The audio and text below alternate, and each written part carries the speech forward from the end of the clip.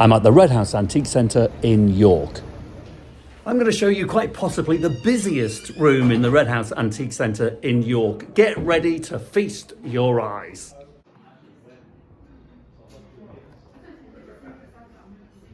Small fish antiques. Right, let's have a look. This is a great room, I must say. I've filmed in this room a few times with Bargain Hunt and Antiques Road Trip, and it is absolutely rammed, jammed with stuff. If you're used to antiques hunting, you know, in the olden days, this is how an awful lot of shops look, just piled up, but it's very exciting. You just have no idea what you're going to find. Let me know if there's anything in here that you recognize, something that takes you back in time, childhood memories, granny, that kind of thing. There's an old Mickey Mouse. That's quite interesting, isn't it? Is it a real one, do you think? Is it an early one? These things can be worth good money, can't they? Let's have a look. I'll try and find a price on him in a minute. Toys are always popular. Actually, the toy market has absolutely exploded in the last probably 30 years. You know, when you read about the toy market in the 1960s, it was scoffed at. People just thought it was an absolute joke. But toys like this, from what, the 60s, I would think, what's that, 32 quid, are now actually more valuable than, you know, a Georgian circa 1770, about the time of the American War of Independence, mahogany tilt-top table. You know, the world has changed. So these things, bizarrely, are more valuable.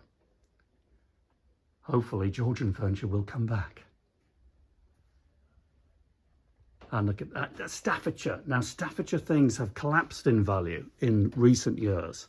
How much is he? 125. He's a very good thing. So about 1850, 1860, something like that, made in the potteries, the Midlands in England. Would have been one of a pair. And in the 80s, I would have guessed, I don't know, what would he be? Two times the money and a bit more. So, you know, they've come down in value. They're good things to buy. But watch out for Staffordshire pieces, because in the 80s, when these things were very popular and very valuable, there were lots of reproductions coming in. So you've got to be very careful. I can spot a reproduction from 10 feet away, only because I've handled thousands of the things in my time. But look at the base. Lots of lovely wear around the outside edge there. Can you see where it's been shuffled across tables over several generations? The quality is good. He's heavy. The reproductions are often very light. And he's got gorgeous original glass eyes. Funnily enough, these are the same eyes that the toy manufacturers were using in their children's toys at the same time.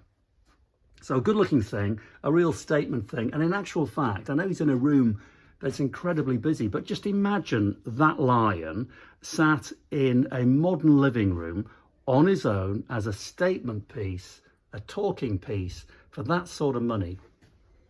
100, oh, what is he again? I can't remember. Is he 100 quid? £125. What have they described him as?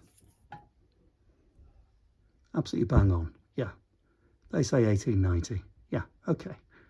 Could be 1890, might be a bit early with the glass eyes. Yeah, as a statement piece in a modern home, he would look like a proper piece of sculpture for just over 100 quid. More toys. I mean, look. It's mad, isn't it? Absolutely mad. Do you recognise anything? This is a hunter's dream, this.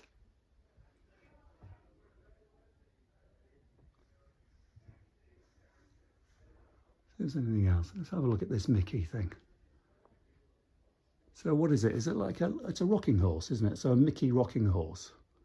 Probably from the 1950s, I would guess. It can't be any earlier than, what, the 1930s, when Walt Disney, you might know better than me, my American subscribers here on YouTube. When was Walt Disney around? Early days, 1930s, maybe late 1920s?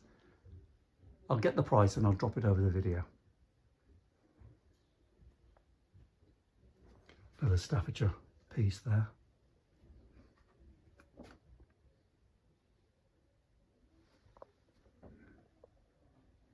very bizarre things.